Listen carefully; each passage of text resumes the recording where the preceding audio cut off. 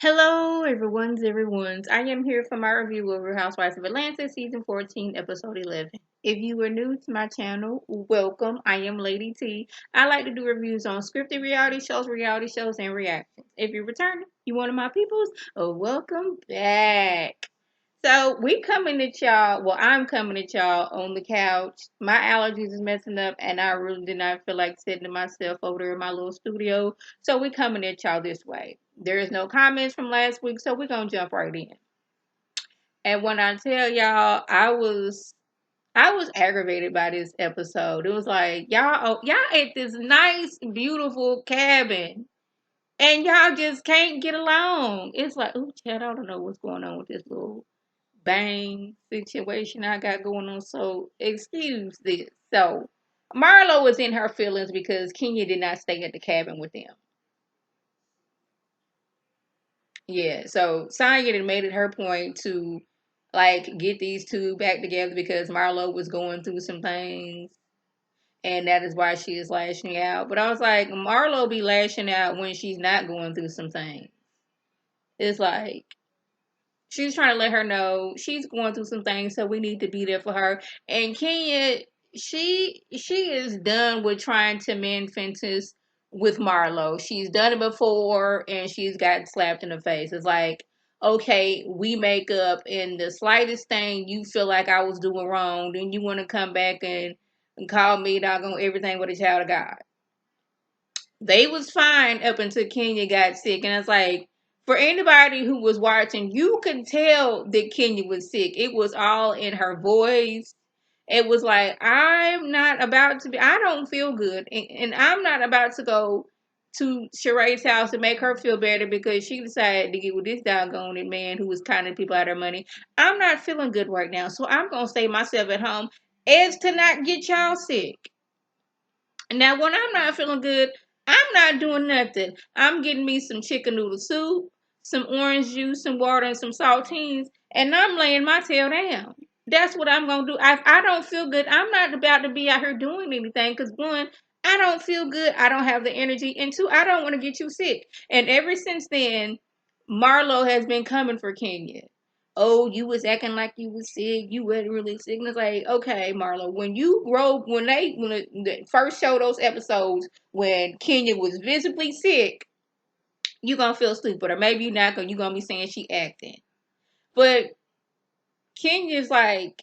She's like, okay, Marlo going through like some things, and Kenya's like, I know what it's like. She's like telling her story because like Marlo's going through some things because she's dealing with her nephews, and not Marlo, but Kenya knows what it's like to be put out. When she was in high school, she decided she wanted to get close and go live with her mama's family. She was there for a minute, but things was tough on grandma. So grandma's like, you're going to have to go back to your daddy or wherever she was at.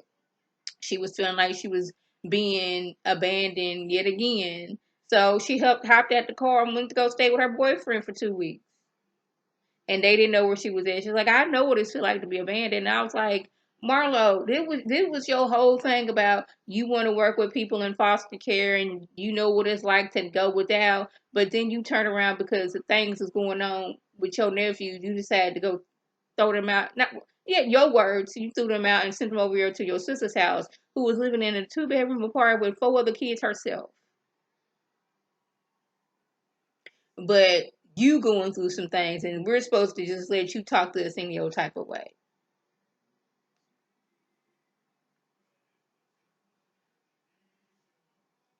So Sonya, I guess she calls herself going over there and trying to reason with Marlo. It's like, I mean, you didn't have to say that Kenya called said that she had some demons in her, but you know she might have some demons in way of in the sense of you got some stuff going on with you that you have not resolved yet about what happened in your childhood. And maybe if you went through some therapy, I'm not saying she hasn't, but like if you deep down into what's going on with you to make you lash out some people, maybe you could be a better friend. But Marlo now she in her feelings because wait a minute, where am I at? Okay, there we are. Because she is still parenting her nephew, regardless of what Marlo, what Kenya says or how Kenya feels. But my thing is, Did Marlo get her nephews into some counseling? Because it was like 1 minute when the season first started, oh, we get in the house, they're going to have them their own room, we're doing A, B, C, and D. And next thing you know, they lashing out, and you got to send them away. It's like, I'm looking at this. The boys were fine. They were supposed to have this visitation with their mom. Their mom was going through some mental break at that time. And at that time, that was too much on them. And they feeling like, okay, mama don't want us, mama don't love us. And then they started acting out. My thing is, Marlo should have gotten her nephew into some type of counseling years ago. When they first came stay with her, they're like, okay, you're gonna go to some counseling, you're gonna talk to the counselor about your feelings and what's going on. And they especially needed it once they were going to go visit their mom, and their mom had another mental episode. That's what seemed like things took a left. Because it seemed like everything was fine. Okay, they're lashing out because they're angry about the situation they're in and thinking maybe that they mama don't love them. And now they got to deal with, okay, we've been living this nice, cushy life.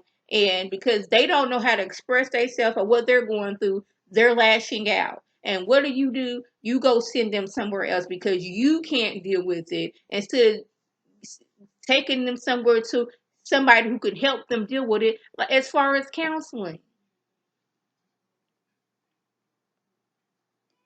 So they were supposed to be going on this mining trip, and when I tell you, I would have just stayed my tail at home. I would have stayed at the cabin because, like, it was a good hour and a half for them waiting. And y'all, after Marlo had her little conversation with Sonya and Sheree, she goes out there and she says she's talking to Kenya like no one in this group was gonna take Michael and William away from me. And when I tell you, I almost fell out when Kenya said, "Yeah, because you gave them away," and I was like, "I'm done. I am done. I cannot. This episode can't. Like this is insane right here. It's like I mean, you can't. Nobody can take them away. You did give them away. You told them to get the f out." This is a Kenya. She's throwing out her one-liners. I'm an icon. You're an ex-con. We are not the same. She didn't say that, but I'm like, I'm paraphrasing. And this is when Sanyo's kind of getting on my nerve because she doesn't realize, like, it's the same situation where, she was all up in arms and she did not like how Drew was coming at Sheree and all this other stuff. I don't know what's going on with my shirt. She had a big problem with that. But at the same time, over here, she's trying to get Kenya and Marlo to make up. Like, have you heard the disgusting things that Marlo has said to Kenya? Just this season alone. After she got mad at her, throwing mark in her face, talking about her body, all these things. But you want these two to make up? It's one thing to be, I'm both of y'all friends. I would like y'all to make up, but if y'all don't, y'all don't. Simple as that. But the fact that you can't see how this is a parallel situation to the Drew and Sheree, and it's worse. If you ask me. But now Tanya's in her feelings because, like, I can understand what Marlo's going through. The way Kenya's acting, it's like Kenya is acting this way, and it's a response to the way that Marlo was acting. Marlo, this is my trip, and Marlo wanted to be, I'm the queen of this trip. Everybody's going to do and say what I want them to do. And if I have to sit out here for an hour and a half in this parking lot, I will. When I tell you I would have went in, I would have made me a sandwich. I would have got on my phone playing Best Fiends. I would have got on YouTube. I would have got on Netflix. I probably would have took me a quick nap. I wouldn't have been standing out there with these ladies as they're going back and forth. And then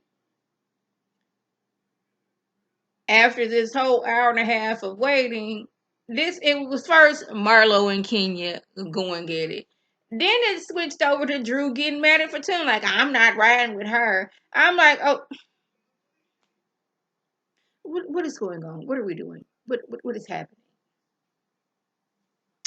So Candy and Manetta and Fatum, they go in the backyard, they jumping on the trampoline. I think I was like 35 at the time. I'm going to say that. Maybe 34. I was in it's a few years ago over my little cousin's house. She had a trampoline in the backyard. Now mind you, she was like maybe 10, 9, 10, 11, something like it at the time. So, they got all the energies in the world. She wanted me to jump on a trampoline with her. I hadn't jumped on a trampoline since the early 2000s, and I am older. As a kid, I'm talking about like 8, 7. Me and my brother would jump on a trampoline for hours because my auntie, she is only 6 years older than me. When me and my brother would go to my grandma's house, we'd go in, say hi to everybody, then run to the backyard and jump on like this 14-foot trampoline. We would jump on that trampoline for hours. Just a few years ago, 5 minutes almost took me out. And then when you jumping and you off jump somebody, you lose your kind of balance.